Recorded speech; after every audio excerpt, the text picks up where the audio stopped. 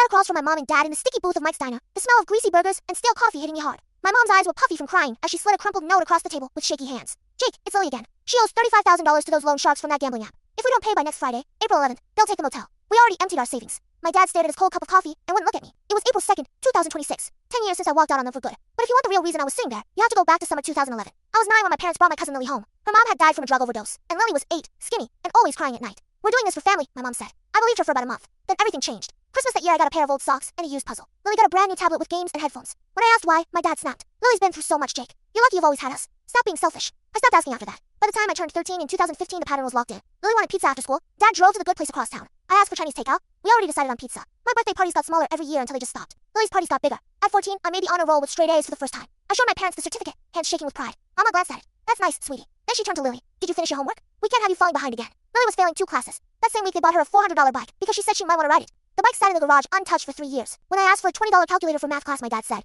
we can't afford extras right now. I started collecting empty soda cans from the motel trash bins we owned and recycling them for cash. I bought my own school supplies $1.25 at a time. The final straw came when I was 17. It was May 2019, right before graduation. My parents promised me a party at the motel pool for the first time in years. I invited 12 friends and spent weeks hyping it up. I even bought cheap streamers with my own money from the night shift at the gas station down the road. 3 days before, I overheard Lily on the phone in the office. Just throw a fit the day before. They always cave. Then it'll be about me instead. She knew I was listening and smiled right at me. The day of my party, Lily threw her tantrum right on schedule. I feel so left out, she cried. My parents caved. We'll celebrate both of you today, my mom said. But it was all about Lily. They brought out one cake, chocolate, her favorite. I'm allergic to chocolate. I watched my friends eat while hives broke out on my neck and arms. Lily blew out the candles and smiled at me. That night, I found a letter from my grandma on my dad's desk. She had left $180,000, but only if my parents took in a family child in need within a year of her death. They didn't take Lily out of kindness. They did it for the money and spent every cent on her. My chest got tight. Sweat poured down my face, and my hand shook so bad I dropped the paper. My stomach twisted like someone punched me. In a small town like ours, the family story you tell at church matters more than the truth behind closed doors. I went to my room and opened a secret bank account my parents didn't know about. I worked doubles at the gas station, coming home at 2 a.m. with grease under my nails and $87 in tips some nights. The smell of exhaust stuck to my clothes, but I kept saving. On my 18th birthday, March 15th, 2019,